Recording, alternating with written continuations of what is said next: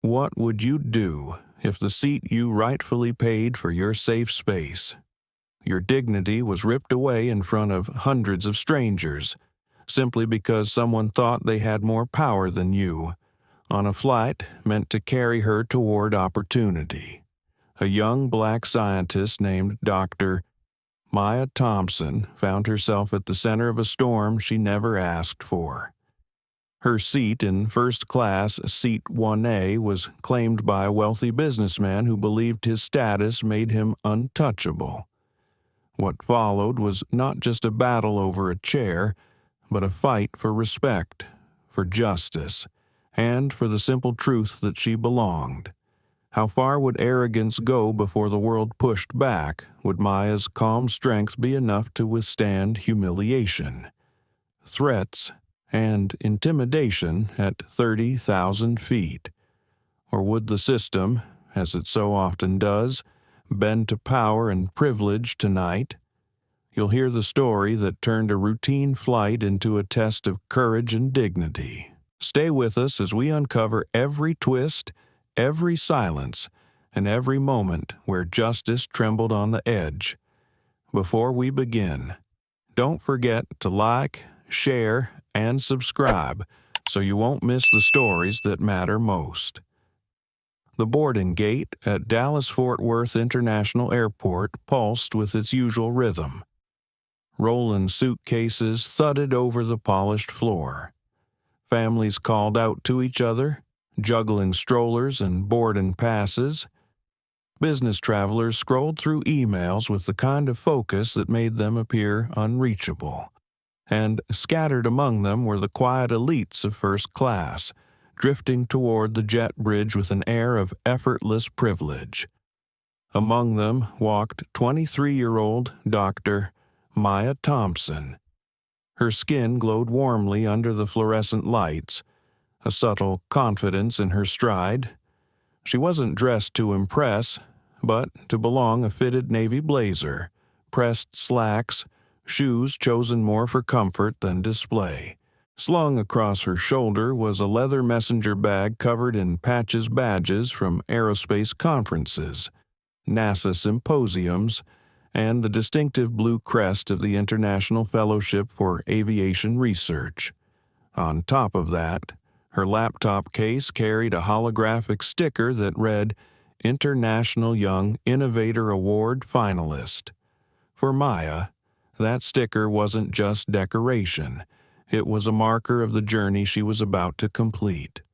Tonight, in San Francisco, she would walk onto a stage and receive the award itself, becoming the youngest person in history to be recognized for revolutionary breakthroughs in fuel efficiency.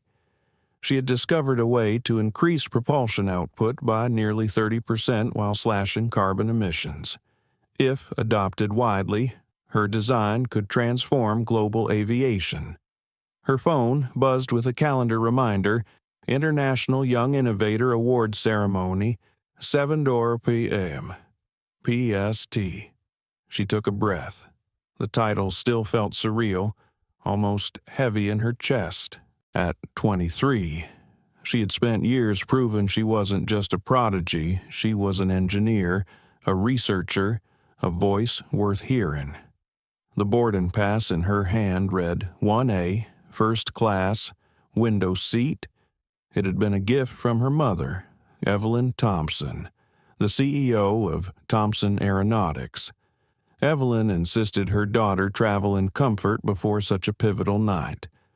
Maya had argued she could manage fine in economy, but her mother's words still echoed, "You don't need to struggle just to prove you're worthy." "Maya, you've already earned this." Maya stepped into the jet bridge, the hum of the engines vibrating faintly through the walls. For a moment, she closed her eyes and let the weight of the day sink in. This wasn't just another flight. It was a threshold between the years she had spent in labs, unseen and underestimated, and the recognition she had long dreamed of. Yet, beneath the pride stirred something else, an old, familiar unease. She remembered late nights at MIT when professors doubted her calculations, asking her to double-check numbers her peers had already accepted. She remembered conferences where introductions slid past her as if she were invisible, until she spoke up and stunned a room into silence. She remembered her mother's voice after each setback. They'll question you because of your age, and they'll question you because of your skin, but they can never take away the truth of what you've built. Walking into the cabin, she repeated those words quietly to herself, a mantra to steady her heartbeat. The first-class section was serene compared to the bustling terminal. Seats gleamed in soft leather, screens glowed with welcome messages, and attendants moved with polished choreography. Maya's eyes found her seat 1A, by the window. For a moment, she allowed herself to imagine leaning against that glass, watching the clouds roll by while she prepared her acceptance speech. Her fingers traced the boarding pass again, almost tenderly. Her mother had said, "This seat is not just for comfort. It's a reminder that you belong in spaces where others might assume you don't." Maya wanted to believe that. She needed to believe that. As she moved down the aisle, passengers in first class glanced up briefly. Some smiled politely. Others returned to their phones. Maya had grown used to those quick, assessing looks. They weren't cruel, just searching, trying to place her, to decide if she fit the image of who usually walked into these rows. She met their glances with quiet poise. When she reached row 1, she stopped. Her heart skipped.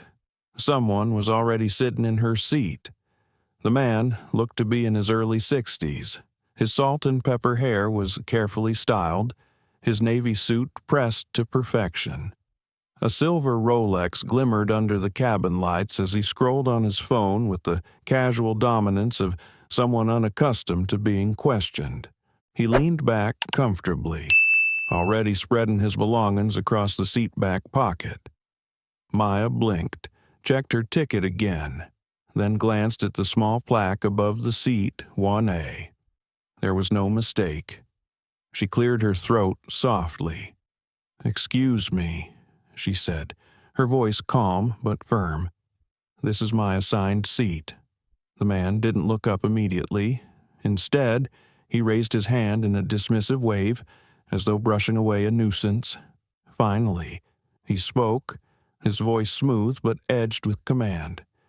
"You can sit somewhere else. I like this seat better, and I have priority here." The words hit her like a cold gust of air. For a moment, Maya stood frozen, unsure whether she had heard him correctly. Priority. She stared again at her boarding pass, then back at him. Passengers nearby shifted, sensing tension ripple through the air. A few leaned in, curiosity lighting their faces. "I'm sorry, sir," Maya replied evenly. "But this is seat 1A. It's printed on my boarding pass." The man finally looked up. His eyes were sharp blue, his expression filled with mild irritation rather than apology. He scanned her quickly, from her blazer to her bag, and smirked. "Listen, sweetheart," he said, lowering his voice so only the closest passengers could hear. "I've been flying first class since before you were born. I know how this works. I want this seat. And frankly, someone your age probably doesn't appreciate the finer things anyway." The nearby air seemed to contract. Maya felt a familiar knot tightening in her stomach. She had seen that look before, the subtle narrowing of eyes, the patronizing smile, the disbelief that someone like her could possibly belong here. For a moment, she considered stepping back, letting it go. Her logical mind whispered you could just sit in another seat, conserve your energy. Tonight is too important. But another voice rose, firmer, echoing her mother's, "If you give up your space once, they'll expect you to give it up forever." She straightened her shoulders. The day had barely begun, but already the test was here, and Maya Thompson refused to fail it. Maya stood in the narrow aisle, her boarding pass still clutched in her hand. The hum of boarding continued behind her, a steady stream of passengers dragging carry-ons and chatting with flight attendants. But here, at the very front of the plane, the air had shifted. Every second she remained standing, the weight of unspoken expectation grew heavier. Edward Langston sat back casually in the seat that was supposed to be hers. He had made no move to rise, no hint of apology. His smirk deepened as though the mere act of holding her gaze was a declaration of dominance. The faint smell of expensive cologne lingered around him, sharp and heavy, like he wanted the entire cabin to know exactly who he was. Maya drew a slow breath, then tried again. "Sir, I believe you're in my seat," she said, her tone steady but not hostile. "Boarding pass 1A, that's mine." Edward chuckled, not even glancing at the paper in her hand. "And I told you," he replied. "I like this one better. You're young. You'll survive wherever you sit. This seat's wasted on you." A few passengers shifted uncomfortably. One woman across the aisle raised her phone slightly, pretending to scroll but angling the camera in their direction. Maya noticed the glint of the lens but ignored it. She was used to eyes on her, though never in moments like this. Inside, her pulse quickened. She had dealt with arrogance before, professors who doubted her, colleagues who underestimated her, but there was something about being challenged in this way, in public, that pierced deeper. Still, she reminded herself composure is power. "Sir, I understand you prefer this seat," Maya said carefully, "but this is my assigned spot. I'd appreciate it if you could check your boarding pass so we can clear up any confusion." Edward finally set his phone on the tray table, sighing as though indulging a child. He turned, his voice loud enough now for half the cabin to hear. "Young lady, I've flown this airline for decades. I have diamond status. I know every crew member by name, and I practically pay for half this fleet with what I spend. I don't need to check anything. My presence in this seat is all the proof that's required." The arrogance dripped from every syllable. He leaned back farther, spreading his knees wide, his body language a physical claim of territory. Maya swallowed. A flicker of doubt crossed her mind. Would the crew side with him? She could already feel the imbalance. His age, his expensive suit, the practiced certainty in his tone, everything about him radiated authority. And her, just a young black woman, asking for what she had paid for. Behind her, passengers murmured. The boarding line slowed as people tried to pass. The tension had become an obstacle. A wall no one wanted to brush against, but everyone wanted to watch. Finally, the nearest flight attendant approached. She was a middle-aged woman with a clipboard tucked against her chest, her dark hair pulled into a neat bun. Her name tag read Janet Ruiz. She smiled, but the smile didn't reach her eyes. "Is there a problem here?" she asked, her gaze flicking immediately to Maya. "No problem at all," Edward answered smoothly, his voice dipped in charm. "Just a small misunderstanding. I'm taking this seat. I suggested the young lady find another one." Janet nodded slightly, as if this made perfect sense. She turned back to Maya, her expression expectant. "May I see your boarding pass?" Miss Maya handed it over without hesitation. Janet scanned it, then glanced at Edward, but instead of asking him for his, She looked back at Maya. Seat 1A. She paused. Perhaps there was some mix-up in the booking system. Mr. Langston here is one of our most valued elite members. I'm sure we can find you another seat in first class. The words stung, not because of the offer, but because of the assumption woven into it that Edward's comfort and preference outweighed her right, that her presence here must be a mistake. Maya took another breath. She felt the heat in her chest, but forced her tone to remain calm. There's no mix-up. This is my ticket. My family purchased this seat specifically. I'd like to sit here. Janet's smile faltered for just a moment, but Edward jumped in before she could respond. Your family, he said, with a derisive snort. Let me guess, saved up all year for one fancy ticket, so their daughter could play dress-up with the grown-ups. That's sweet. A ripple of laughter passed through the cabin. Not loud, but audible enough to twist the knife. Maya's jaw tightened. Inside, her mind was a storm. She thought of the countless nights spent running calculations until her eyes blurred. She thought of the rejected papers, the doubts, the endless need to prove herself again and again. She thought of her mother's voice. Never let them tell you that you don't belong. She straightened, meeting Edward's mocking eyes. My family didn't save up. My mother insisted I travel in comfort before tonight. I'm attending an international conference. I'll be receiving an award. Edward tilted his head, amused. An award for what? Exactly social media influencing. He chuckled. Oh, wait, let me guess. A diversity program. They hand those out like candy these days.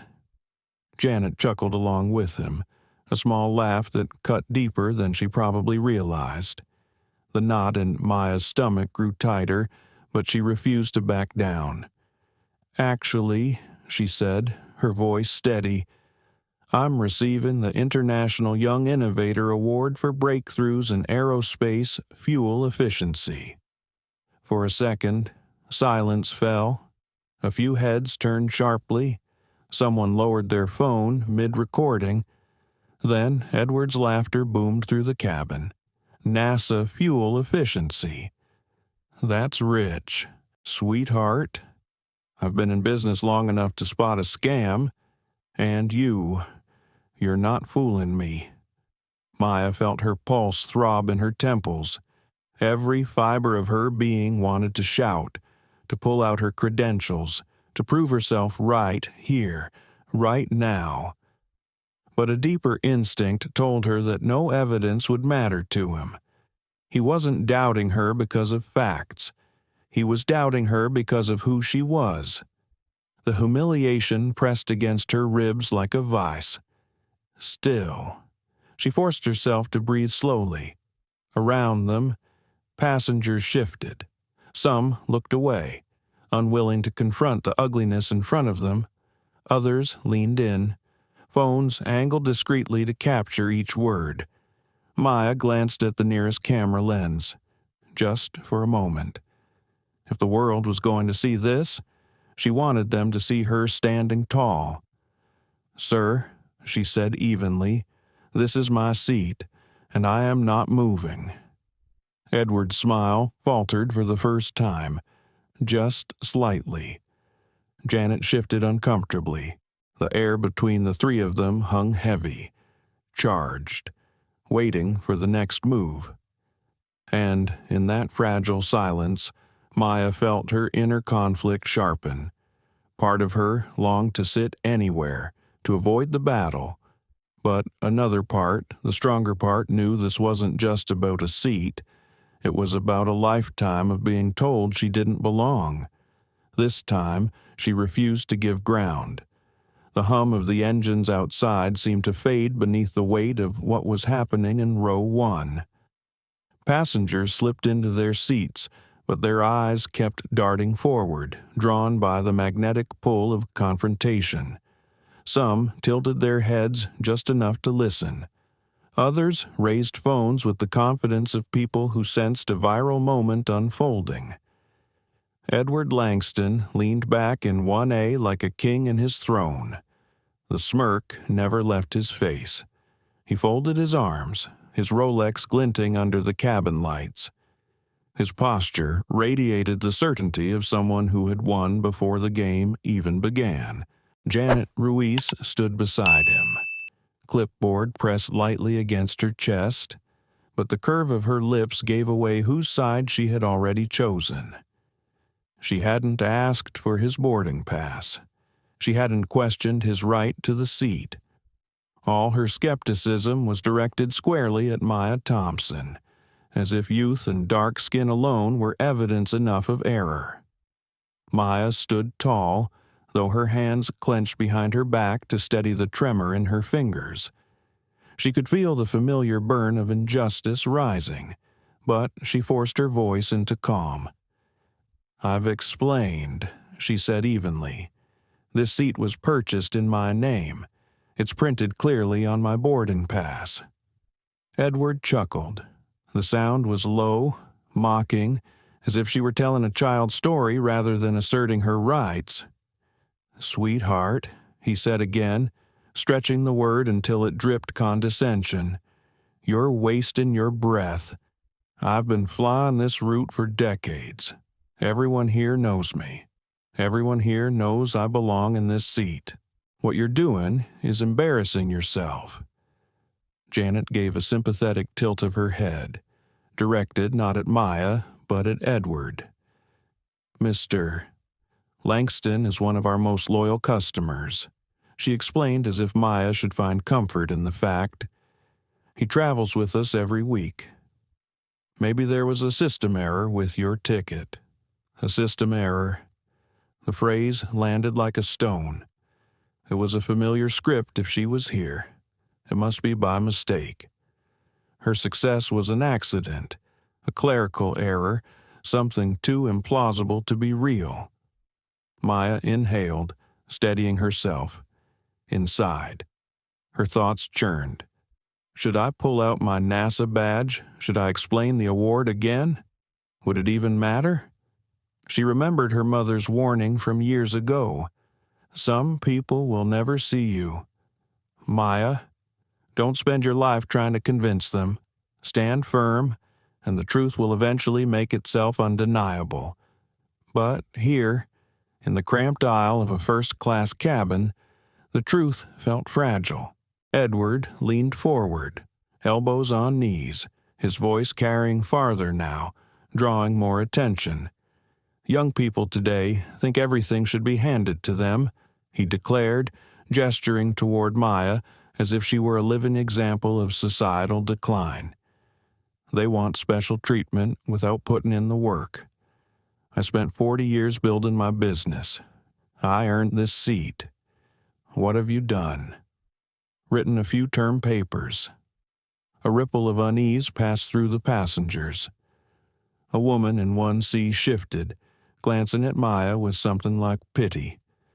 A man in 2A raised his phone higher, angling for a clearer shot. No one spoke. The silence of complicity pressed in like another set of walls. Maya's jaw tightened. Her voice, when it came, was calm, but edged with steel. "I have a doctoral degree from MIT," she said. "My research has been published in peer-reviewed journals.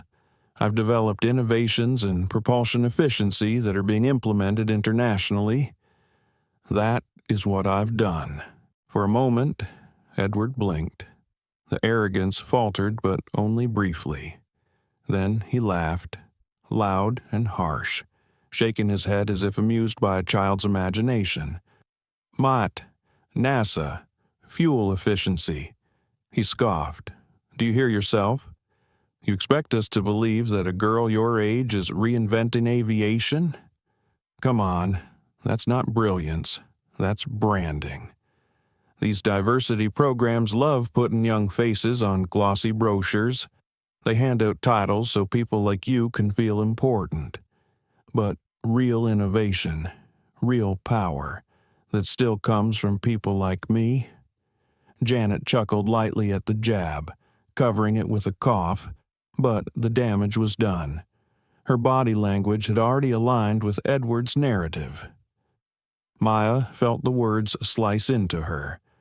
Not because she doubted herself, she knew her equations, her algorithms, her breakthroughs were real, but because the dismissal was so casual, so rehearsed. It wasn't the first time, and she knew it wouldn't be the last.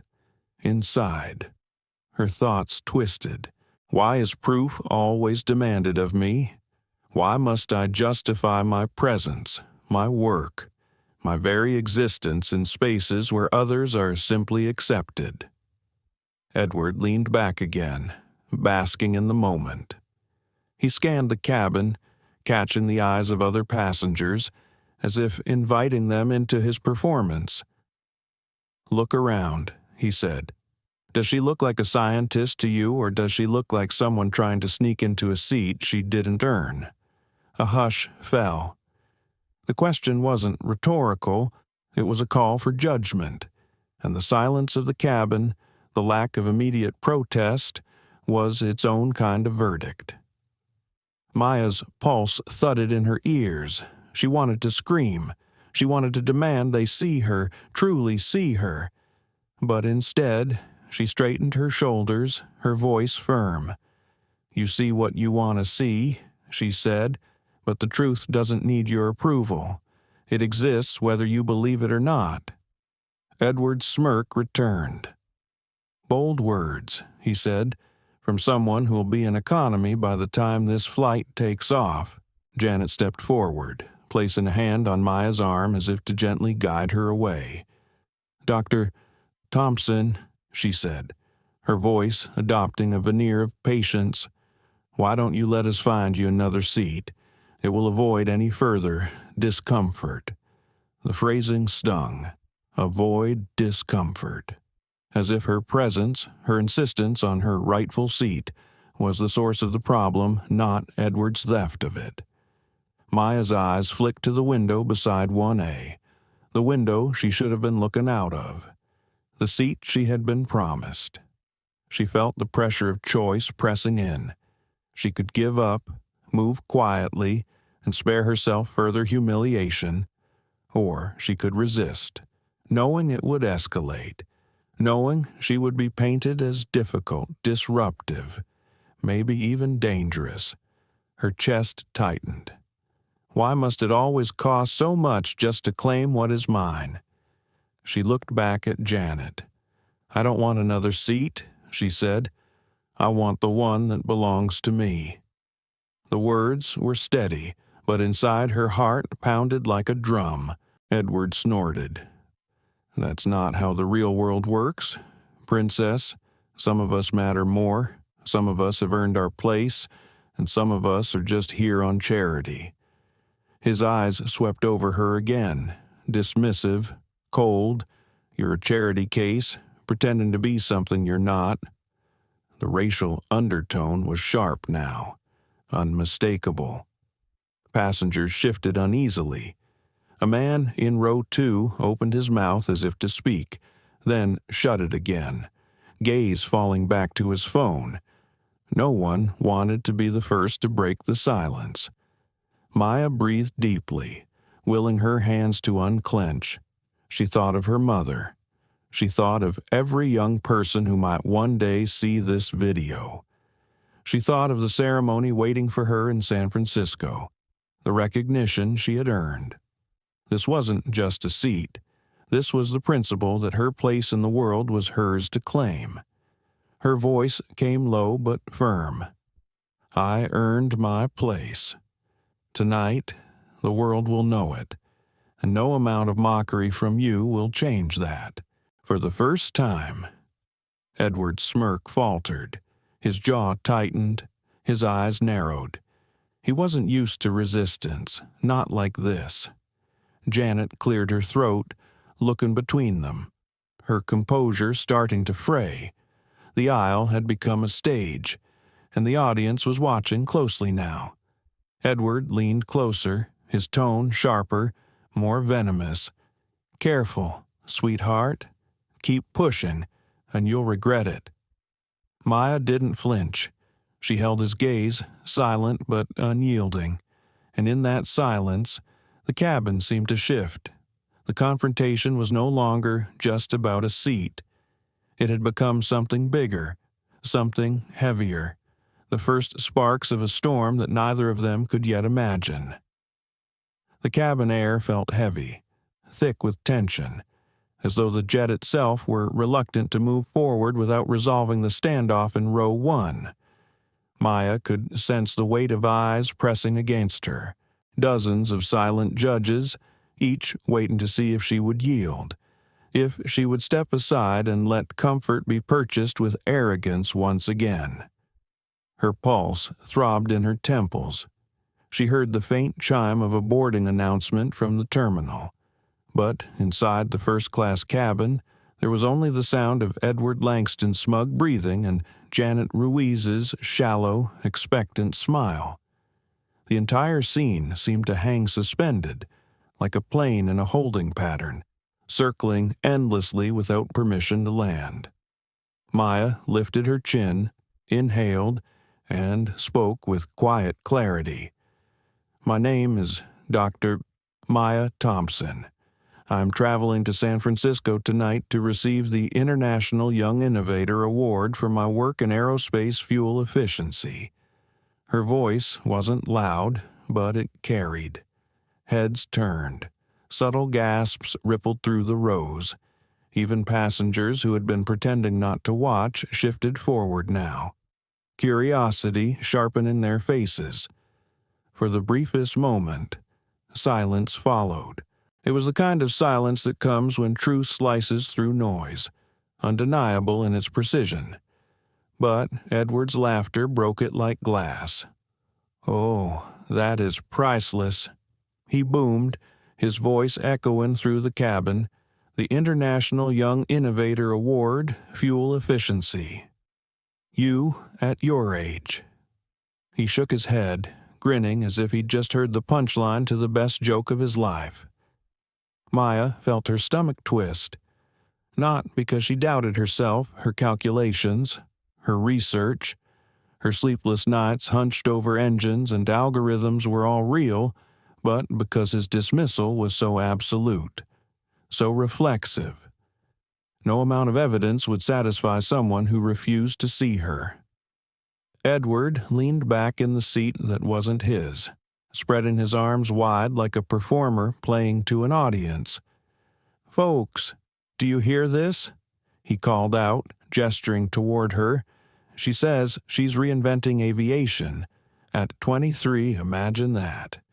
MIT must be handing out diplomas like candy these days. Or maybe NASA's running a summer camp for kids." Laughter bubbled from Janet's lips, a nervous but complicit sound. A few passengers gave uneasy chuckles, the kind that weren't born from humor but from discomfort. Yet others kept their eyes locked on Maya. Silent. Recording. Maya's fingers curled into fists at her sides. Her heart hammered. But she forced her voice into calm steadiness. "I'm not pretending," she said, her gaze fixed firmly on Edward. "My work has been published in the Journal of Aerospace Engineering. My propulsion model is currently under review by international airlines, and tonight I will be recognized for it."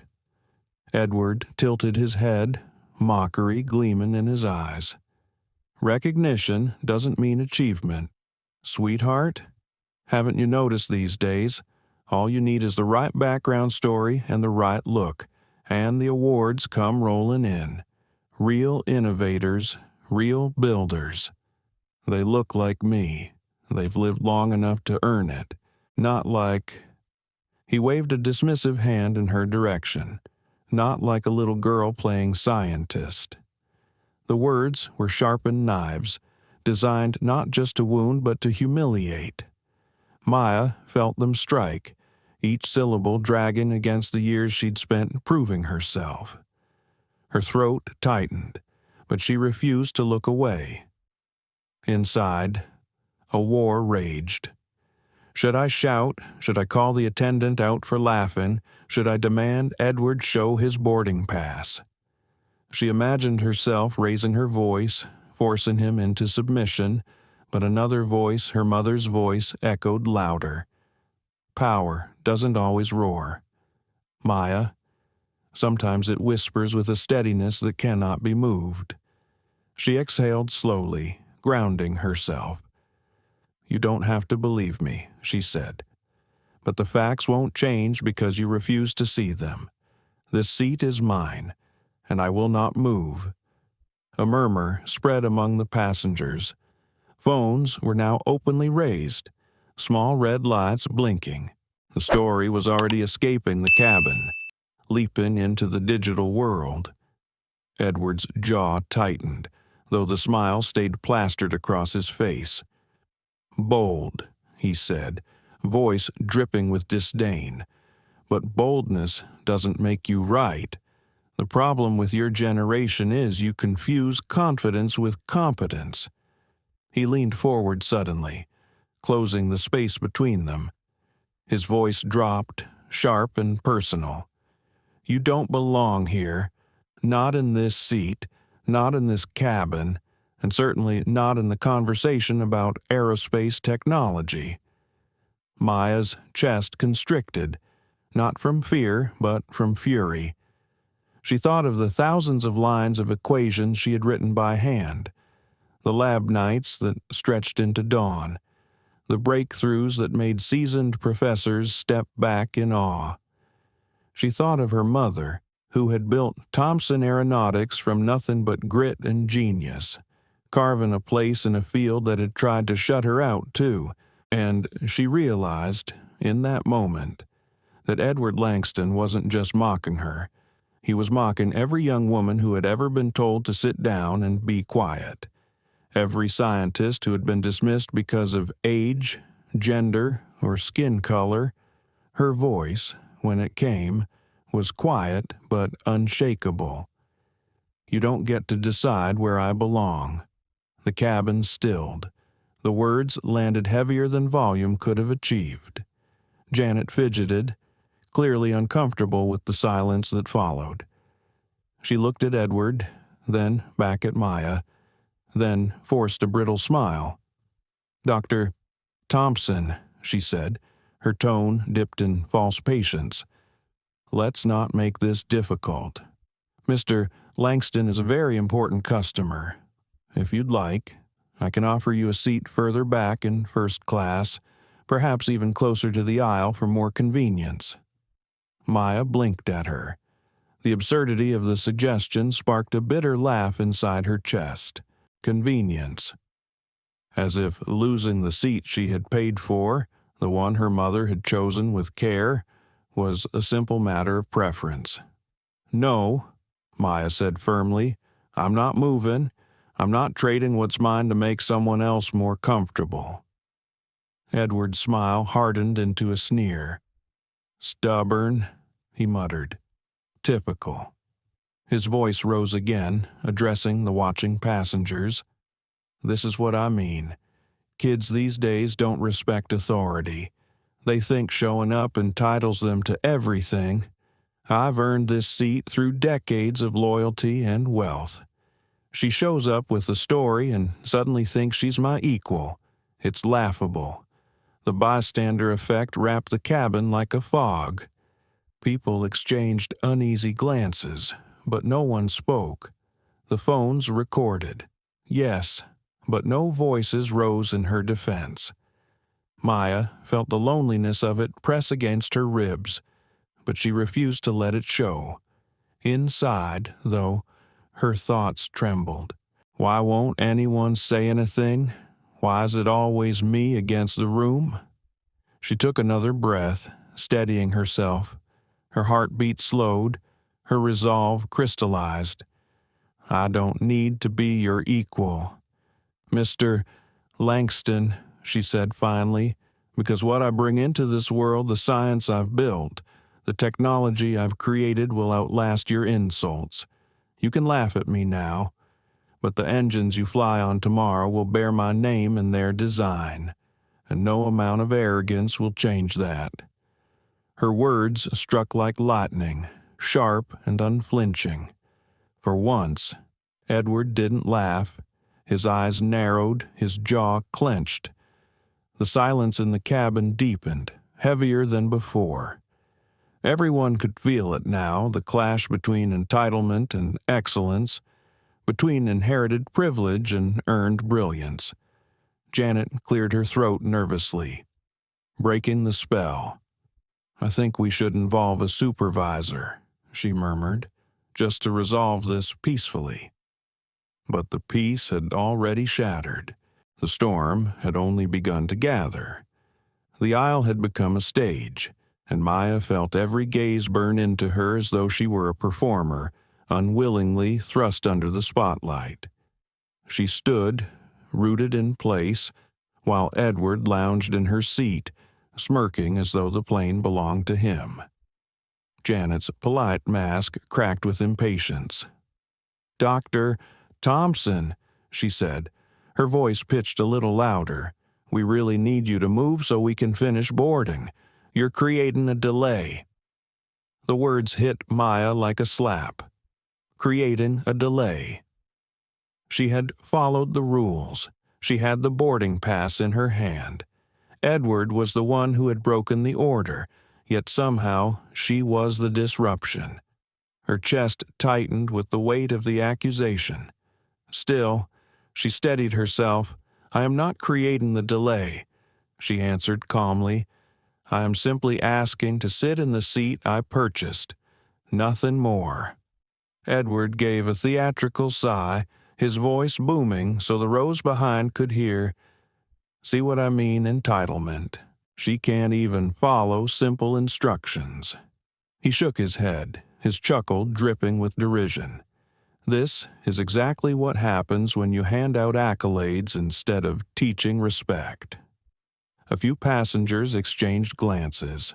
Some frowned at Edward's cruelty, but others looked away, unwilling to challenge him. Phones hovered in the air, capturing every word. Maya could feel her pulse racing. She wanted to scream at the injustice, to demand the world finally step in on her side. But her instincts told her that raising her voice would only feed the narrative Edward was building, that she was unruly, unreasonable, out of control. Inside, the conflict twisted. If I stay calm, they dismiss me. If I speak up, they call me aggressive. Where is the space where I'm allowed to exist? Janet's hand brushed her arm again, firmer this time. "Please," she said, voice sharper, "don't make this more difficult than it has to be." The implication was clear compliance would make things easier. Not for her, but for everyone else.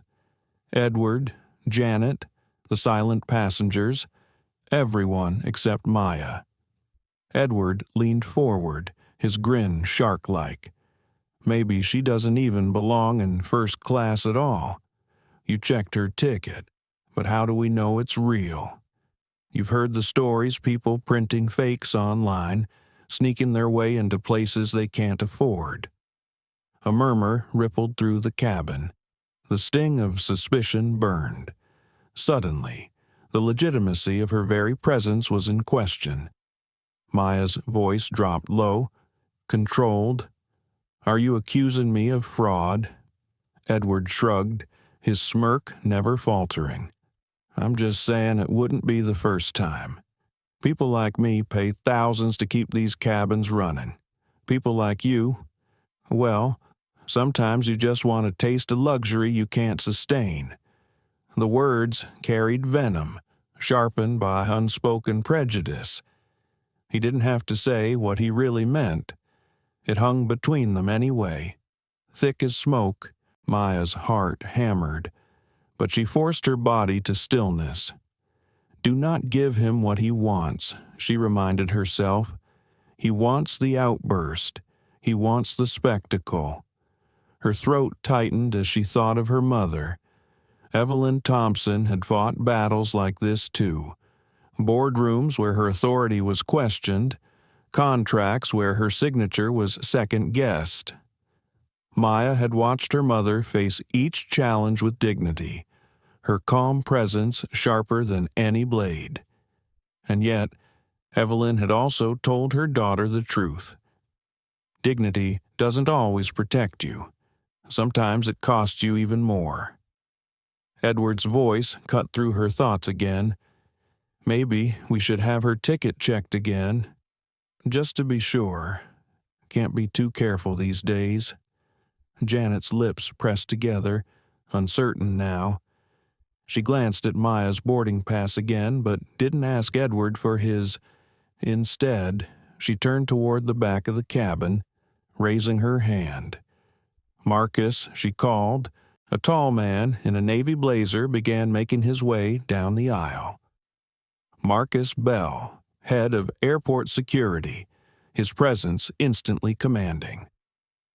The murmurs among passengers quieted. The phones angled higher. The story was swelling into something larger, something heavier. Maya's chest tightened further. She could feel the narrative slipping, twisting against her. She wasn't the young scientist on her way to an international award anymore. She was becoming the problem passenger. Marcus stopped at the row, his gaze steady but unreadable. What seems to be the issue? Janet gestured toward Maya with a tilt of her head. This young woman is refusing to take another seat. Mr. Langston is a priority customer, and we need to get everyone settled. The framing was subtle, but devastating. Maya felt the sting instantly. She wasn't described as the rightful passenger. She was the one refusing, the one causing delay. Edward leaned back, arms crossed, his smirk firmly in place. All I wanted was a quiet flight, he said smoothly. And now we have this scene. It's very unfortunate. Maya turned to Marcus, forcing her voice to stay level despite the quiver in her chest.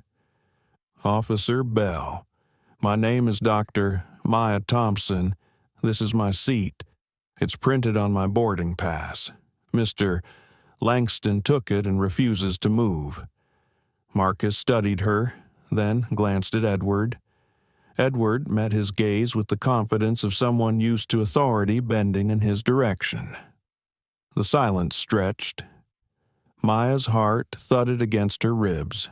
She could feel sweat forming at the back of her neck, though her expression stayed composed.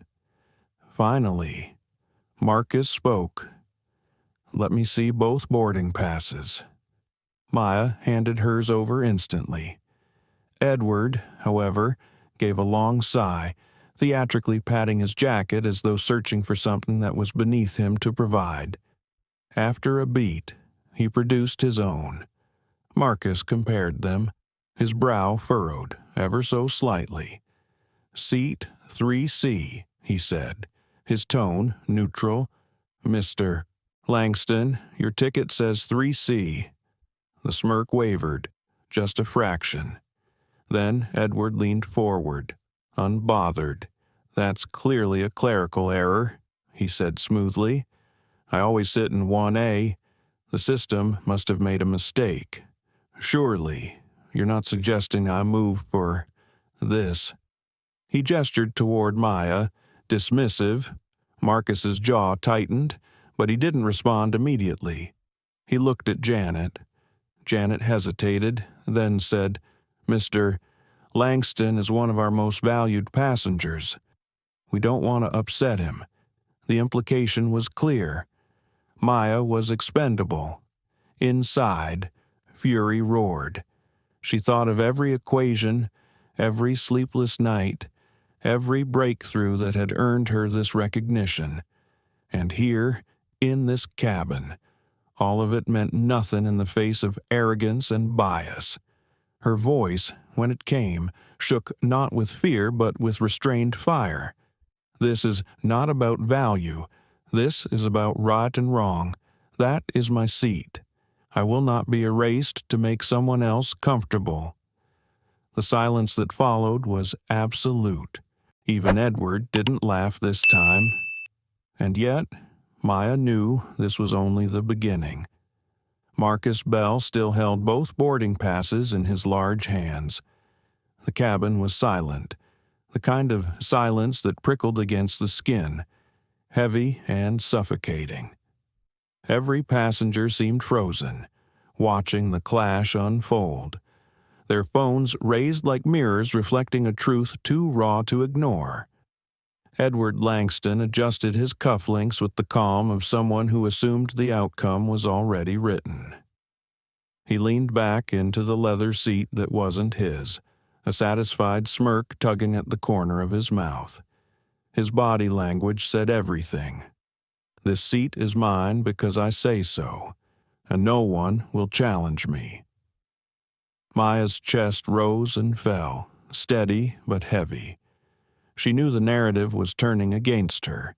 Edward's charm, his wealth, his sheer audacity, those things weighed more, it seemed, than her truth. Janet Ruiz stood beside Marcus, arms folded, her eyes flicking between them like someone who had already chosen a side but was waiting for confirmation.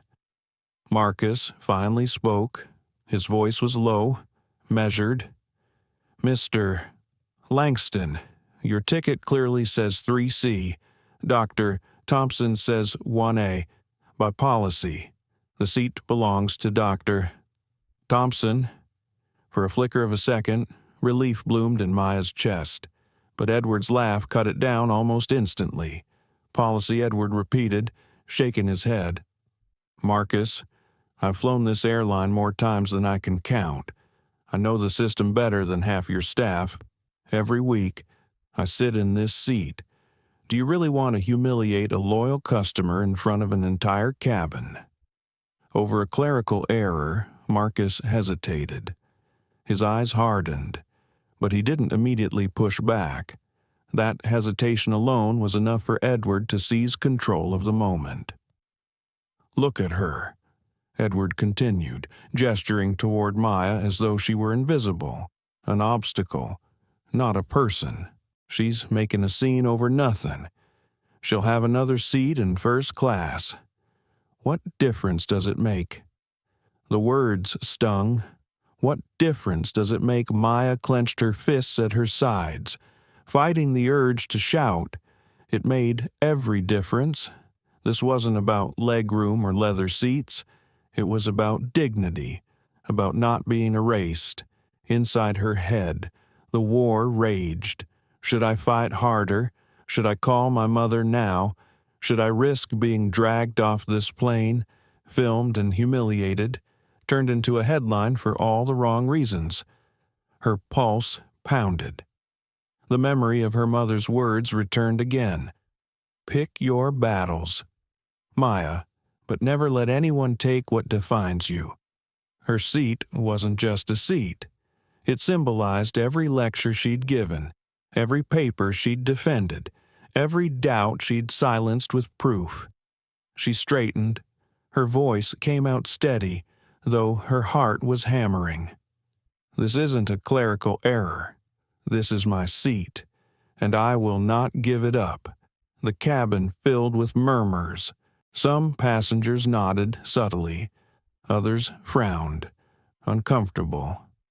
The man in 2A whispered, "She's right," but his voice was too soft to matter. Phones continued recording, blinking red lights capturing each moment. Edward scoffed, leaning closer. His voice dropped, but it carried venom. "Careful, sweetheart. You don't want to make enemies in rooms you'll need someday." Maya's stomach turned. She had seen men like him before, powerful, entitled, always confident that doors would open for them and close for others. And she knew that giving in now would not just cost her a seat. It would set the precedent that her presence, her achievements, her very place in the world could be bargained away. Marcus's jaw tightened. He exhaled slowly and said, "Mr. Langston, I'll have to ask you to move." Edward's smirk faltered for the briefest second, but then he leaned back, crossing his arms like a king refusing to be dethroned. "I'm not moving," he said flatly. "If she wants the seat so badly, she can call the airline's lawyers, but I'm not budging." Janet jumped in quickly, almost desperately. "Marcus, let's not escalate this. Mr. Langston is right. Moving him now will create more disruption than simply reassigning Dr. Thompson. We can resolve this peacefully." Maya's chest constricted. Peacefully. That word again, a peace that meant silencing her, a peace that meant bending to entitlement. Inside, her thoughts trembled. What if they drag me off? What if they label me hostile? What if this ruins everything before the award ceremony? Her throat tightened with the weight of possibility. She thought of her speech waiting in San Francisco, the young students who would be watching her with hope in their eyes. If she disappeared into silence now, what message would that send to them? Her heart screamed the answer. No. I can't surrender. Not here. Not now. She raised her voice, clear and resolute. If you remove me from this seat, you will be removing the rightful passenger, and the world will see it. Every camera in this cabin will show it. The murmurs rose. Some passengers nodded openly now. A woman in 4B called out, "She's right. Check the tickets," another man muttered. "This is ridiculous." Edward's face hardened, his smirk gone. "This is harassment," he snapped suddenly, turning to Marcus. "She's harassing me, delaying this entire flight, and now she's threatening the airline with social media. You need to remove her." The accusation landed heavy. Gasps rippled through the cabin. Harassment. The word shifted the balance, tilted the room. Now it wasn't just entitlement. It was an attack on her character, her behavior, her very right to stand her ground. Maya's chest burned. She wanted to scream that he was lying, twisting reality, but she forced herself to stay composed, even as her insides shook. "I am not harassing anyone," she said firmly. "I am defending myself against someone who took what is mine." Marcus rubbed the bridge of his nose. Tension etched across his face. He was caught between policy and pressure, between truth and power. Edward leaned closer to him, voice low but audible. "If you don't remove her, I'll have this airline's executives on the phone by morning. You know how much business I bring. Think carefully about your next move." The threat hung in the air. Janet's silence confirmed where she stood. Maya's chest rose with fury, but beneath it was fear, a gnawing fear she couldn't shake. What if they drag me away? What if the cameras capture me screaming? What if I become another headline, another story twisted into something it was never meant to be? Her eyes burned, but she steadied her breath. She would not cry. She would not break. "Officer Bell," she said quietly, "you know the truth. You've seen the tickets. Whatever choice you make now will define what everyone sees in this cabin." Marcus looked at her, then at Edward. The weight of the decision pressed on his broad shoulders, and in that tense, suffocating silence, the air inside the plane felt as though it might snap. The air inside the cabin grew tighter, as though the recycled oxygen carried the weight of conflict itself. Marcus Bell still held the boarding passes, but his hesitation had opened a vacuum one Edward Langston eagerly filled with his booming confidence. Passengers leaned in their seats, phones lifted high, capturing every word. The quiet hum of the engines outside contrasted sharply with the storm inside. Maya could feel it. A line had been drawn, and whichever way this moment tilted would echo far beyond row 1. Then, from the rear of the cabin, a woman's voice rang clear, authoritative, enough. Heads turned as Karen O'Neill, the air marshal assigned to the flight, stepped forward. She moved with the precision of someone trained to command authority, her presence alone silencing the murmurs. Her badge glinted under the cabin lights as she approached, eyes scanning the tense tableau before her. "Officer Bell," she said evenly. "What's happening here?" Marcus straightened, relief flickering in his eyes at her arrival. "Seat dispute?" he said, his tone tight. "Mr. Langston is occupying Dr. Thompson's seat. Tickets confirm it, but he refuses to move." Karen's gaze shifted between Maya and Edward. Her eyes narrowed slightly as she read the body language, the rigid tension in Maya's shoulders, the smug ease in Edward's posture. She had seen this kind of power struggle before, though rarely with so many witnesses filming. "Mr. Langston," she said, her voice crisp, "you need to return to your assigned seat. Now." Edward gave a short laugh, leaning back as though she had told a joke. "Marshal O'Neill, is it I respect your position, but let's be realistic. I always sit here. Always. This young woman is exaggerating, trying to make a spectacle."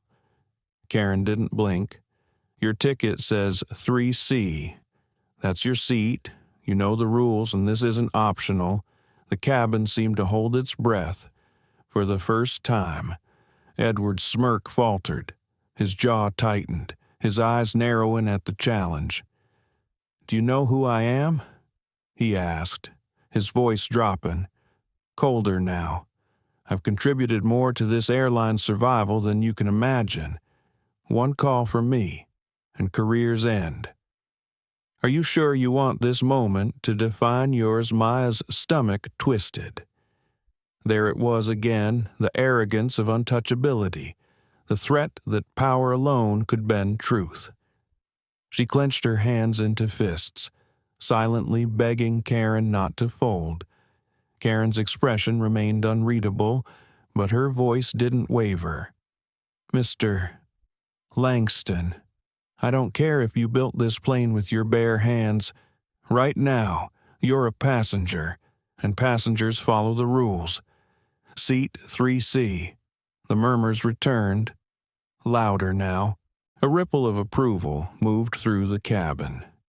Some passengers clapped softly, hesitant but hopeful.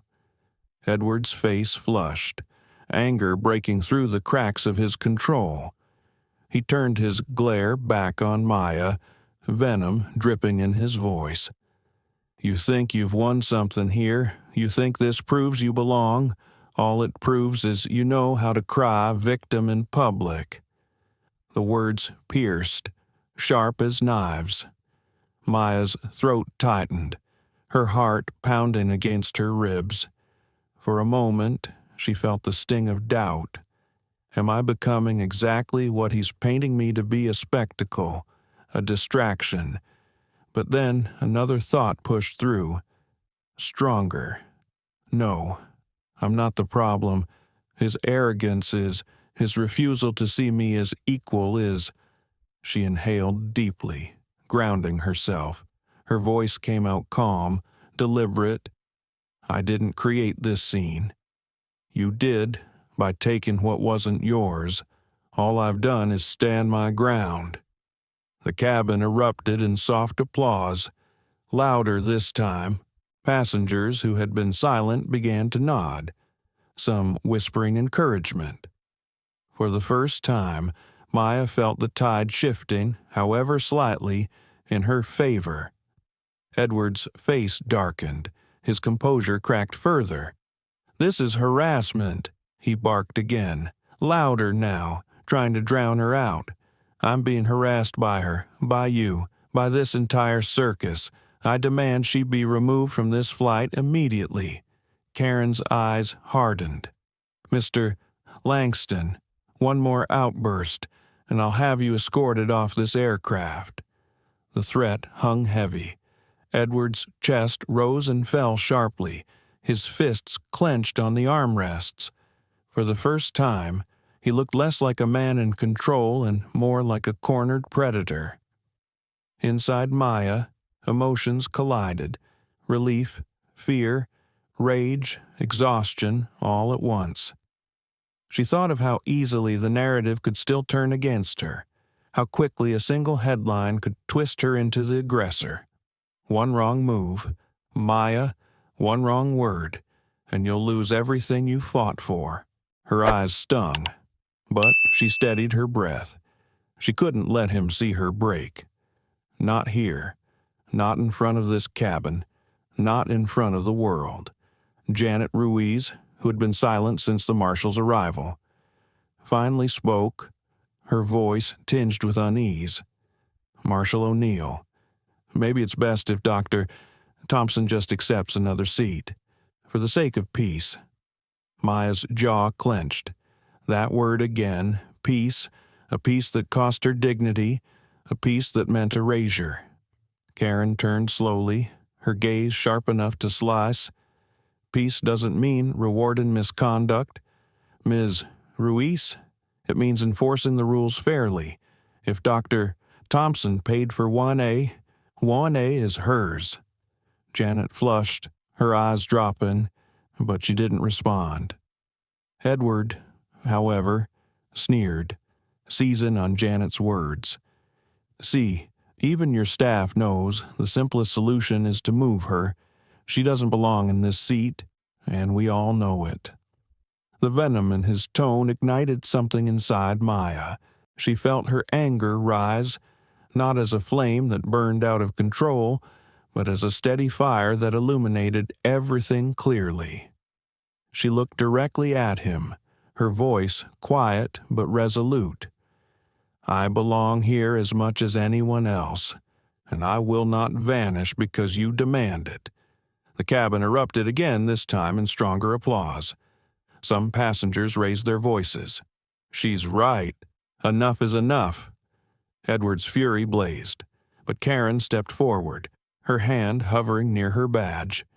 "Mr. Langston, that's final. Seat 3C, or you don't fly tonight." The silence that followed was electric. Edward's face twisted with rage, but for the first time, he looked cornered. The cameras caught every twitch, every flash of indignation. He had been forced, publicly, into a position he had never imagined possible accountability. Maya exhaled, her body trembling with adrenaline, but beneath it all, she knew this was far from over. Men like Edward didn't retreat quietly. They found new ways to strike back, and she could feel it in her bones. The turbulence of this flight had only begun. The hum of the engines filled the silence, but inside the cabin the air felt heavy, fragile, like a glass about to shatter. Edward Langston had been forced, publicly, to hear the words no one ever dared tell him. Sit down, follow the rules, yet instead of compliance, something darker began to simmer behind his eyes. He leaned forward in the stolen seat, his voice low but sharp, each word slicing into the tension. "Do you people even understand what's happening? This is harassment, plain and simple. I'm being targeted, singled out, and for what? Because I dared to speak up against her entitlement." Gasps rippled through the cabin. Some passengers shook their heads, others murmured their disbelief. Maya's throat tightened, her chest rising in quick, shallow breaths. She could see what Edward was doing. He was flipping the story, twisting the lens, painting himself as the victim. Her pulse quickened. She thought of every video that had ever gone viral, not because the truth prevailed, but because lies shouted louder. She could see the headlines already: wealthy passenger harassed by unruly scientist, Her stomach knotted. What if people believe him? What if this moment defines me forever? Not as the woman who stood up for herself, but as the villain he's trying to create. Karen O'Neill, the air marshal, crossed her arms, her expression icy. Mr. Langston, no one is harassing you. You're refusing to follow protocol. That's the only issue here. Edward smirked bitterly, loud enough for the nearest rouse to hear. Oh, I see. It's the two of you against me now, the woman crying victim and the officer desperate to play hero. Maybe I should remind everyone here that I'm not the one raising my voice, not the one causing chaos in this cabin. The manipulation landed like poison, spreading unease. Some passengers frowned. Others looked away. The camera phones kept rolling. Maya's heart thudded against her ribs. She wanted to scream. She wanted to stand and shout that every word out of his mouth was a lie. But she knew too well that the moment she raised her voice, the stereotype he was dangling in front of them would snap shut around her like a trap. Inside, her thoughts spiraled. If I stay silent, he wins the narrative. If I fight back, he calls me aggressive. Either way, I lose. Her vision blurred for a moment.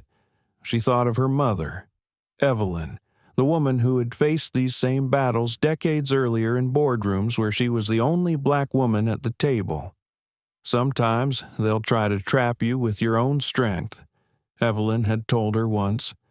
That's when you have to use something deeper, your calm, your truth. Make their lies collapse under their own weight. Maya inhaled slowly. She forced herself to center, even as fear gnawed at her edges. When she spoke, her voice was steady, deliberate. I am not harassing anyone. I'm sitting in the seat I purchased, which Mr. Langston refuses to leave. That's all. Simple, clear, truth without excess. Karen gave a small nod of approval, but Edward's smirk only widened. He leaned closer, eyes glinting with malice. Do you all hear that she's rehearsed? Every line, neat, polished. It's almost like she's used to this kind of drama, almost like she craves it. The insinuation stung worse than a shout. Maya's chest ached as his words painted her not as a victim, not even as an aggressor, but as something worse, a manipulator, someone exploiting the situation for attention. For a flicker of a second, doubt pierced her. Am I making this worse by refusing to yield? Am I proving every stereotype he wants them to believe? She looked around the cabin, searching for something, anything. Some passengers avoided her eyes. Others nodded faintly in support. A woman in row 4 mouthed, "Stay strong." Her chest swelled with gratitude at the silent gesture. She straightened her spine. No, she wasn't imagining this. She wasn't twisting reality. She was simply refusing to be erased. Karen's patience snapped. Mr. Langston, that's enough. If you don't return to your seat right now, you'll be escorted off this plane. Edward turned on her, venom dripping from his voice. And if you do that, Marshal, I promise you this airline will regret it. I'll have every executive from here to Wall Street questioning why you allowed this farce to humiliate a man who's kept them in business. The silence was suffocating. Marcus Bell shifted uncomfortably, torn between authority and the weight of Edward's threat. Janet Ruiz bit her lip, her earlier bias now masked by fear. Maya's insides churned. She could feel the fragile balance teetering. One wrong push, and she'd be the one dragged off the plane. She closed her eyes briefly. You are not here to please them. You are here because you earned it. Don't let him steal that. When she opened her eyes, she found her voice again. Calm, resolute. "Mr. Langston, your power doesn't change the truth. This seat is mine, and no amount of threats will change that." The words echoed through the cabin. A hush followed, and then slowly, steadily applause. This time louder, stronger. Passengers who had hesitated before now joined in. "She's right," someone called from the back. Enough already. Edward's face darkened crimson. He gripped the armrests as though he might tear them off. His composure, once unshakable, now cracked in full view of every recording phone. Maya's heart raced, but beneath the adrenaline was something else, a steady flame of resolve. She knew the battle wasn't over, not by a long shot. Edward Langston was too powerful, too vindictive, to walk away quietly, but for the first time, she also knew something else. She wasn't standing alone, and that realization gave her the strength to face whatever storm came next. The cabin lights dimmed slightly as the crew prepared for final checks. But the flight itself was nowhere near departure. The engines hummed in idle, a reminder that until this dispute was resolved, no one was going anywhere. Maya sat stiffly in the contested seat, her pulse still racing from the confrontation, the eyes of the entire cabin pressed against her like a physical weight. Some passengers whispered words of support, others sat in uneasy silence, afraid of choosing sides. Every glowing phone camera lens seemed like 1,000 unblinking eyes, capturing the battle for truth in real time. Edward Langston hadn't moved an inch. His jaw was set, his knuckles white against the armrests. His expression had morphed from arrogance into something harsher. Desperation tinged with rage. He wasn't used to losing, and the humiliation of being challenged publicly only sharpened his fury. Karen O'Neill, the air marshal, stood squarely between him and Maya, her presence radiating authority. "Mr. Langston," she said for the third time, her voice flat with finality. "This is your last warning. Move to 3C, or you will be removed from this aircraft." The silence stretched. Every passenger seemed to hold their breath. Edward leaned forward slowly, his voice dripping with venom. "You don't know who you're dealing with. Marshal, if you force me to move, if you humiliate me like this, I promise you this airline, this crew, and even you will pay a price." Maya's chest tightened at the threat. It wasn't just about her anymore. He was dragging everyone into his web of intimidation. She could feel Marcus Bell, the airport security officer, shifting uneasily nearby. His loyalty to rules was at war with the very real fear of Edward's influence. Then Edward raised his voice, projecting to the entire cabin. "Ladies and gentlemen, this is what happens when authority overreaches. I am being harassed and targeted for no reason. I have flown this route dozens of times in this very seat, and now, because of one woman making a spectacle, I am being threatened and humiliated." Gasps and murmurs spread again. A man in row 6 muttered loudly, "You're not the victim here." But Edward ignored him, focusing instead on the audience his theatrics demanded. Maya's hands trembled in her lap. She wanted to shout, to dismantle every lie spilling from his mouth, but Evelyn's words echoed in her memory. "Don't let their noise control your voice. Speak with truth, and let silence prove them wrong." So, instead of shouting, Maya lifted her chin and said calmly, "The truth is in our tickets. 1 seat, 1 rightful passenger. The rest is noise." The clarity of her words cut through the cabin like sunlight through clouds.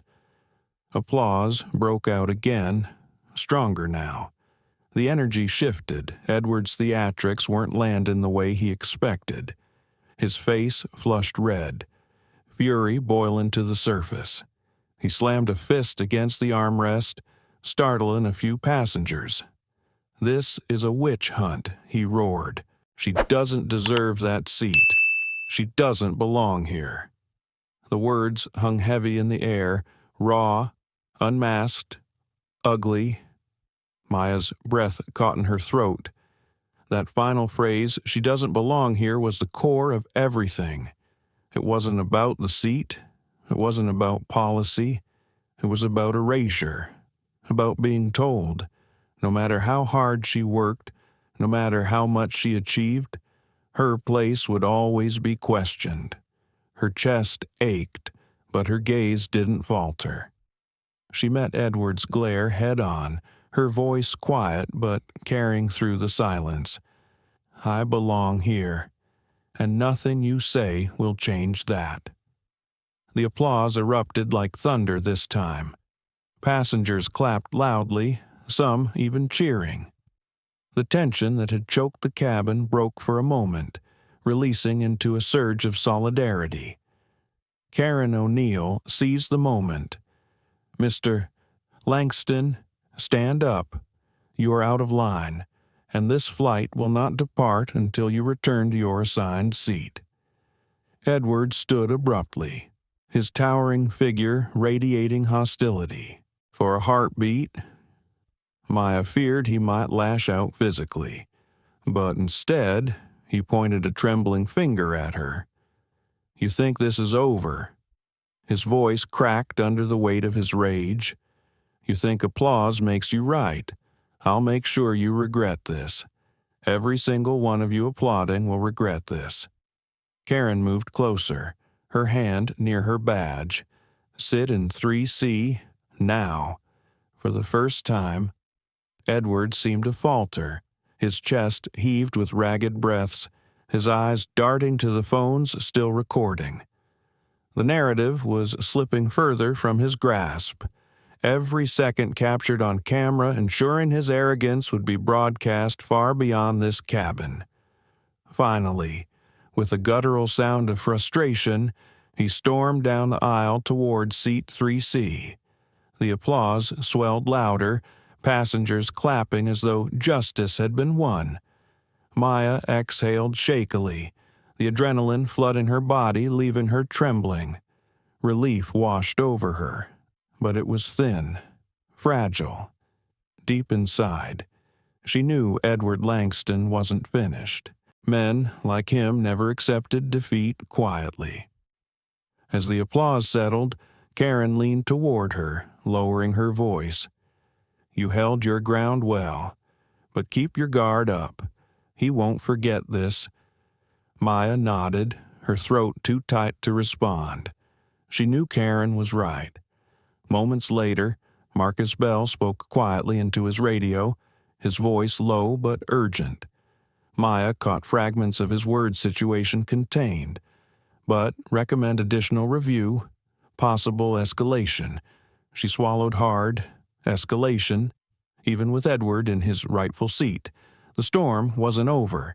If anything, it had only just begun. Janet Ruiz approached hesitantly, her expression unreadable.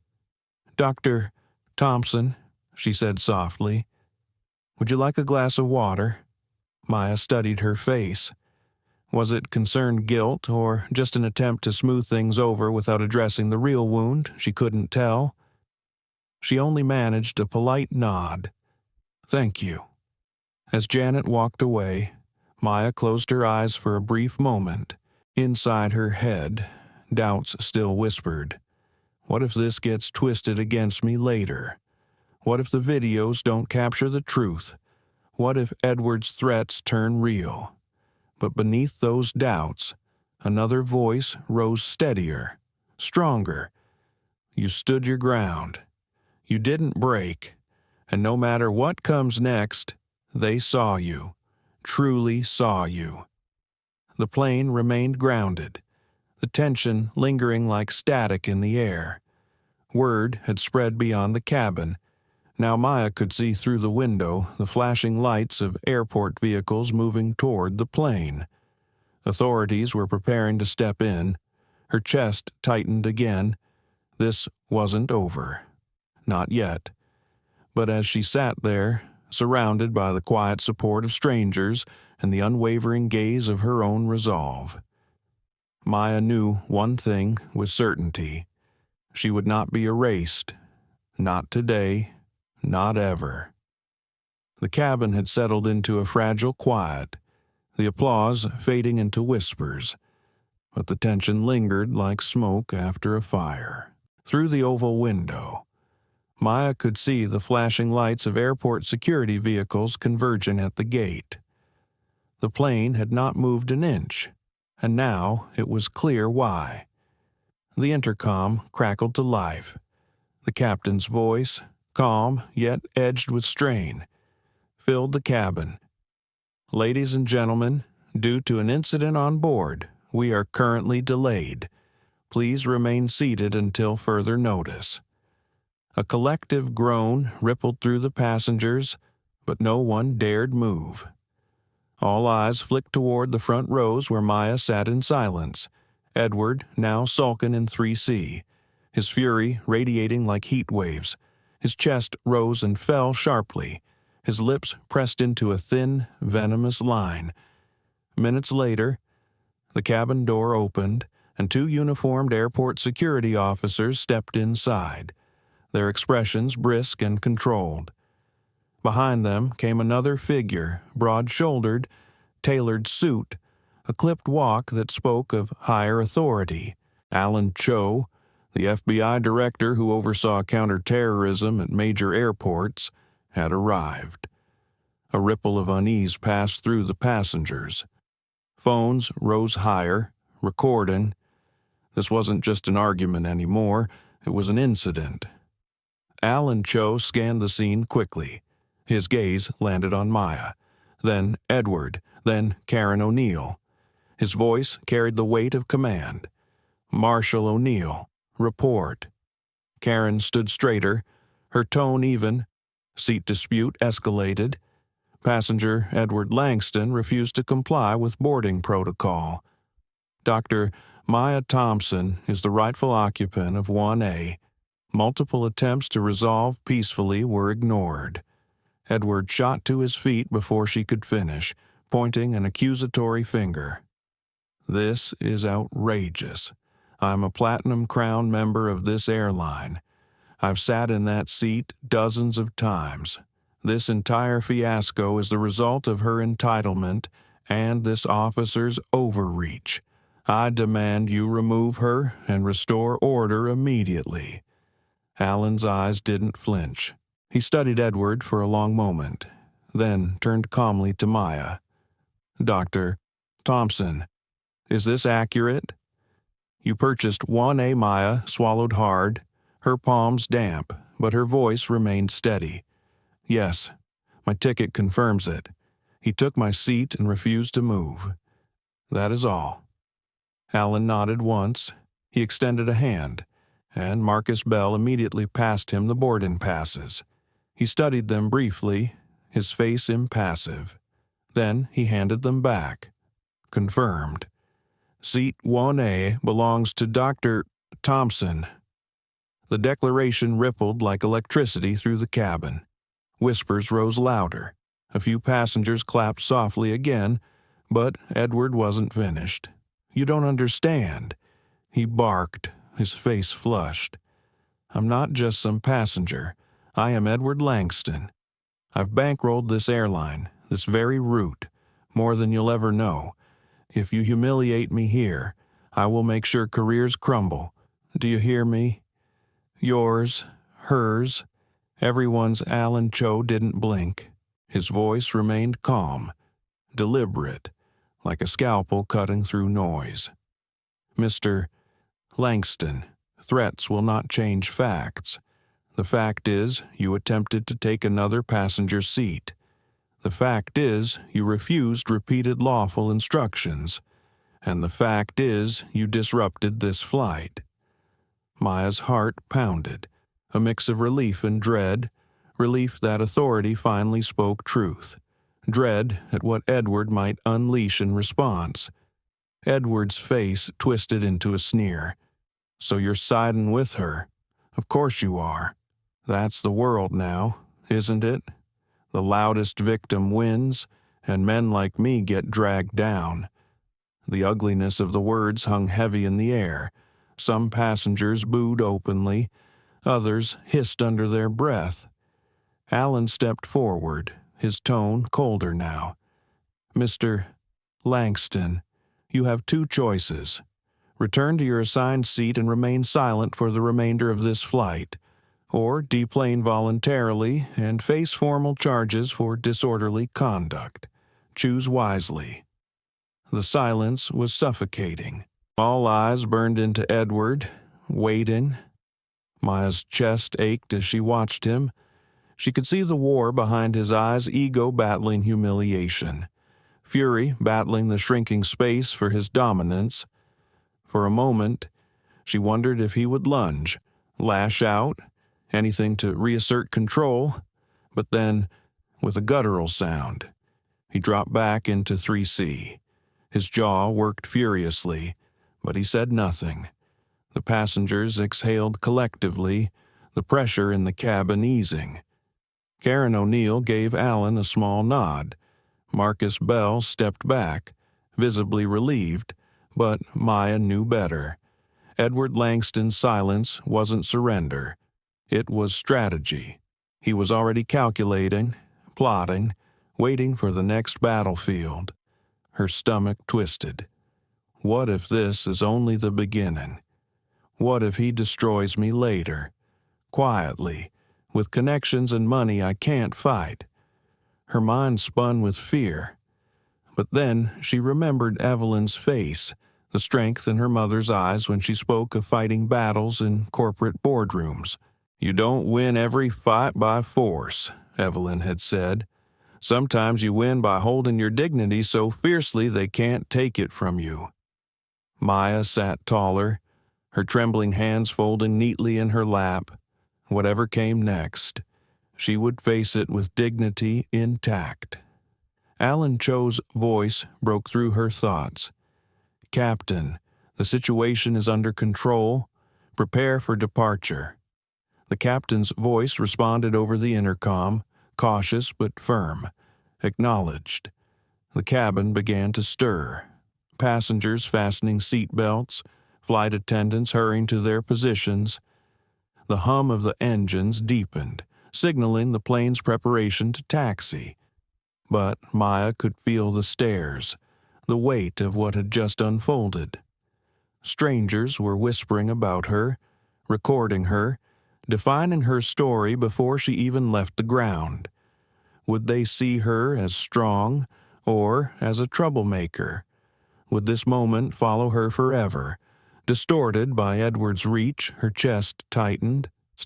For a fleeting moment, she almost wished she had let the seat go, had avoided this storm entirely. But then she shook her head. No, that wasn't strength. That was surrender. And surrender would haunt her more deeply than any headline.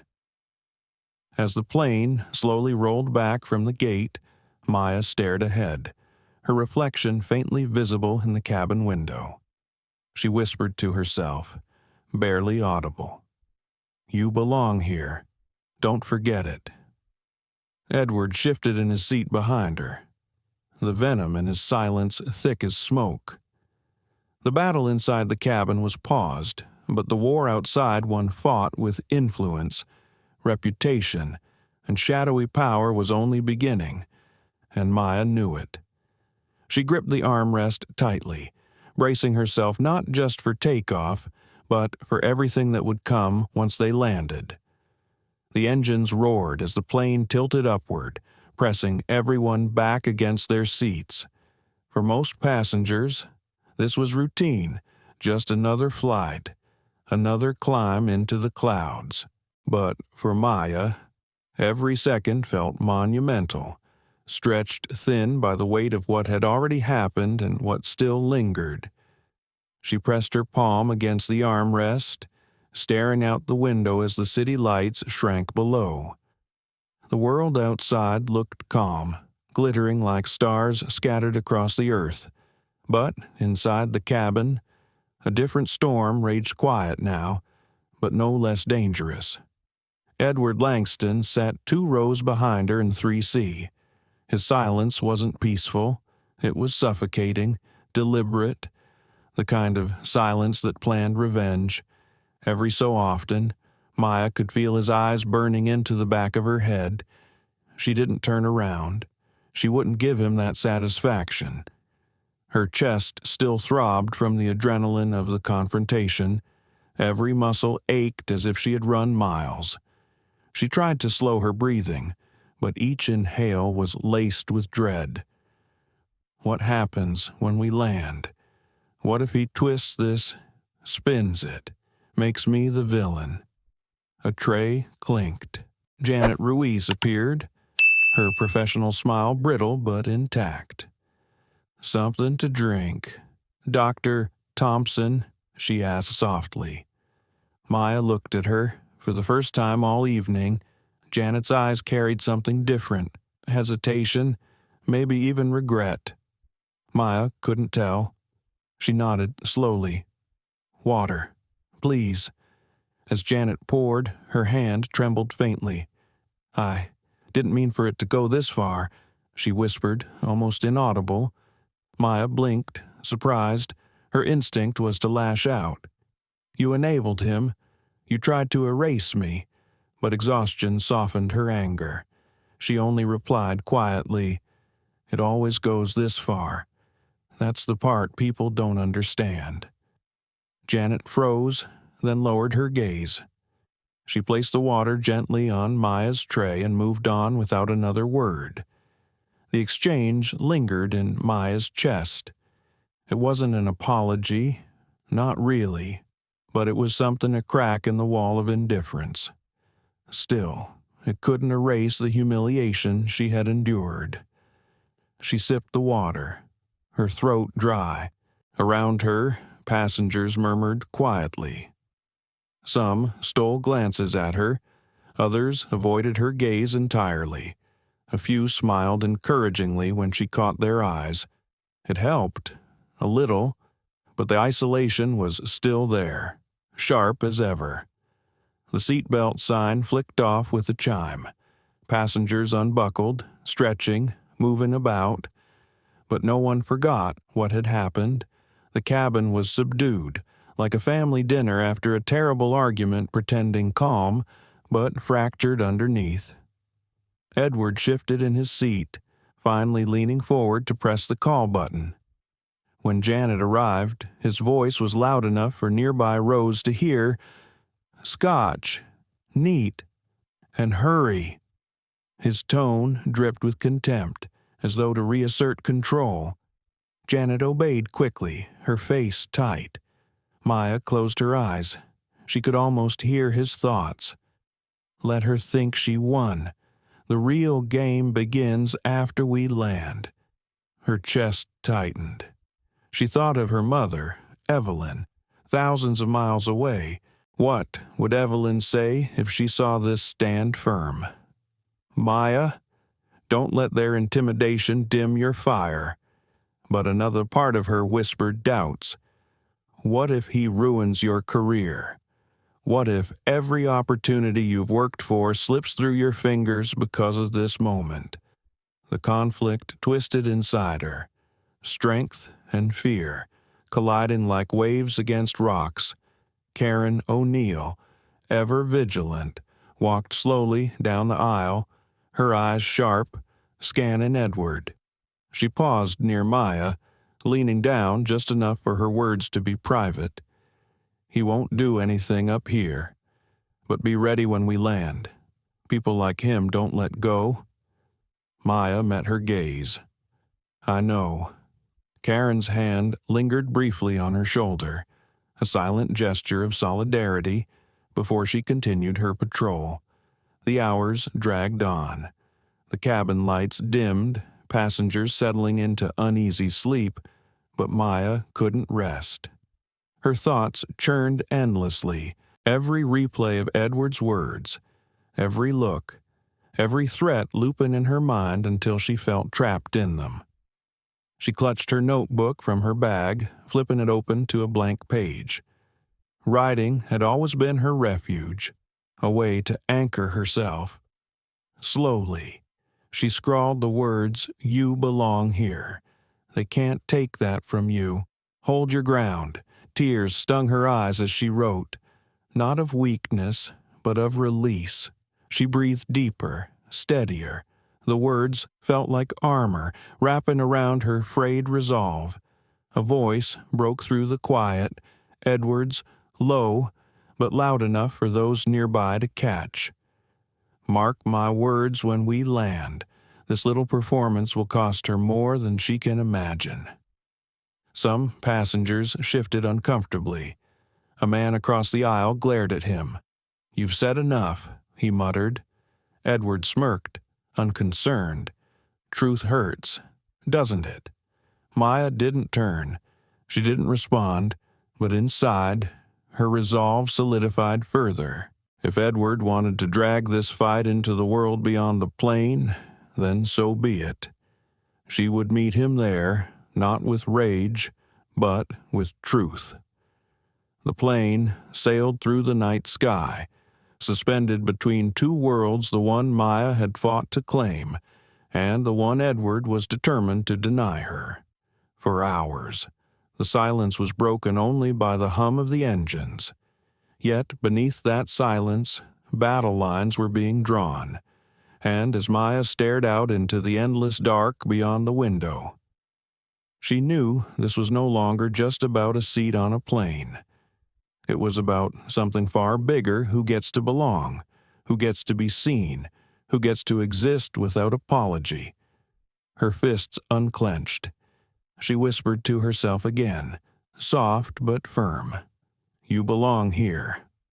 The words carried her through the night, and when the plane finally began its descent hours later, she was ready. Ready for the landing. Ready for the confrontation that awaited. Ready for the truth to fight its way into the light. The descent began with a gentle shudder, the hum of the engine softening as the plane dipped lower through layers of clouds. Dawn was breaking over the horizon, painting the sky with streaks of pale gold and crimson. For most passengers, it was the promise of arrival. For Maya, it was the final battlefield. Her stomach knotted as the captain's voice announced, "We will be landing shortly. Please return to your seats and fasten your seat belts." The cabin stirred, seat backs clicked upright, trays folded, bags tucked away. But the energy was different, heavier, charged with anticipation. Everyone knew the storm wasn't over. Maya tightened her belt, staring out the window. The city below stretched wide, shimmering in the early light. She whispered to herself, "You belong here," letting the words steady her racing pulse. Edward Langston hadn't spoken for some time. He sat rigid in 3C, his hands clasped, his gaze fixed forward. But his silence wasn't surrender. It was calculation. Maya could feel it, like a shadow reaching for her across the aisle.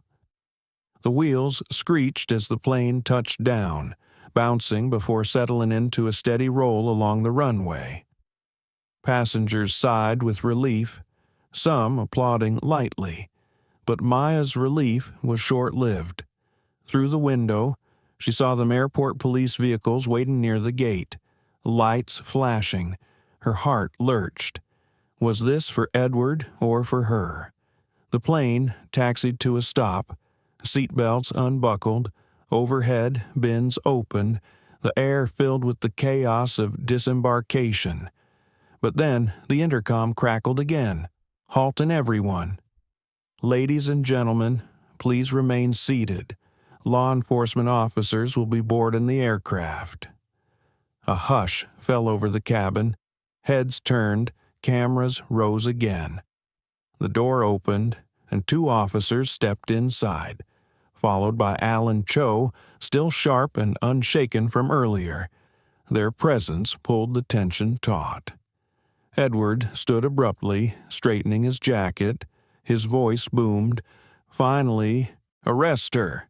She incited chaos, humiliated this airline, and endangered every passenger here. I demand justice. Gasps and murmurs swept through the rows. Maya's throat tightened, but she stayed seated, her hands gripping the armrests. Alan Cho raised a hand, silencing the noise. His tone was clipped, authoritative. Mr. Langston, sit down. But Edward pressed on, louder now. No, I will not sit. This is my right. You cannot let her walk off this plane unpunished. He pointed viciously at Maya. She doesn't belong here. She doesn't deserve. His words were cut short by a voice from the back. A passenger stood, phone raised high. We all saw what happened. We all recorded it. She didn't cause chaos, you did? Another passenger joined in. Yeah, she fought for what was hers, and you tried to take it. Then another voice. We're witnesses, all of us. Dozens of phones lifted higher, their lenses glowing like a constellation of truth. The entire cabin seemed to rise behind Maya, not with violence, but with solidarity. Edward faltered, his face blanching. For the first time, his authority crumbled against the sheer weight of collective witness. His voice cracked, desperate now. You don't understand who I am. I can ruin all of you. Every single one. Alan Cho stepped forward, his patience gone. His voice thundered. Mr. Langston, that's enough. You are hereby detained for obstruction of a flight crew, making threats, and disorderly conduct. The officers moved in swiftly. Edward tried to step back, but their grip was firm, unyielding. His protest turned frantic, incoherent. As he was led down the aisle, passengers erupted in applause, some even cheering, relief surging like a tide. Maya sat frozen, tears prickling her eyes not from pity, but from the release of tension. For hours, she had braced for this moment, fearing Edward's influence would eclipse the truth. But now, the truth was undeniable. It lived in every recording, every witness, every voice that had risen against him. As Edward disappeared through the cabin door, the applause continued, washing over her like waves of affirmation. Karen O'Neill appeared at her side, her expression softened. You did well. You held your ground. Maya nodded faintly, her throat too tight for words. Alan Cho approached next. His gaze was steady, professional but kind. Dr. Thompson, you may leave the aircraft freely. If you're comfortable, I'd like to connect you with our legal liaison and ensure your statement is documented. Maya finally found her voice. Yes, thank you. Passengers parted as she stood, their eyes following her not with pity, but with respect. Some whispered encouragement, stay strong, you did the right thing, we're with you. Each word settled into her chest like balm over bruises.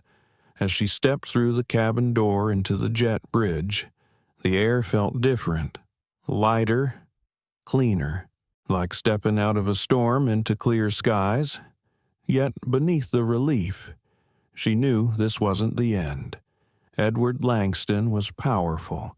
He had resources, connections, ways to strike back. But something had shifted tonight, something he couldn't erase. The truth had been witnessed, and she had been seen. Maya walked with her head high, her footsteps steady. She thought of Evelyn, of her mother's resilience in boardrooms full of men who doubted her. She thought of the generations before her, who had carried heavier burdens and still walked forward. and she thought of the simple words she had whispered to herself again and again. You belong here. Yes, she did. As the dawn sunlight spilled across the terminal, Maya allowed herself a small, quiet smile. This wasn't just survival. This was victory, not the kind measured in headlines or applause, but the kind that lived deep within, unshaken by threats or shadows. She belonged, and no one could take that away. Sometimes, the battles that change us don't happen in courts or on grand stages. They happen in cramped aisles, in whispered humiliations, in moments when someone tries to erase who we are. Dr. Maya Thompson didn't just reclaim her seat that day. She reclaimed her voice, her place, her belonging. She reminded us all that dignity is not granted by wealth or privilege or arrogance. It's carried within and defended when tested. But her story is also a mirror. How many times has someone been silenced because the world assumed their voice didn't matter? How many times has injustice been excused as just the way things are on that flight? Passengers stood up, cameras recorded, and truth refused to be hidden. For once, the weight of privilege bent under the force of collective witness, and in that moment, justice, fragile, but real, was seen. Yet the fight against discrimination is far from over. Each of us has the power to speak, to stand, to refuse to look away, because silence allows injustice to grow. But solidarity can ground even the most untouchable arrogance. If Maya's story moved you, let it remind you of the world we can build together, one of respect, courage, and equality. Don't forget to like, share, and subscribe. Stay with us, because the next story might be the one that changes everything.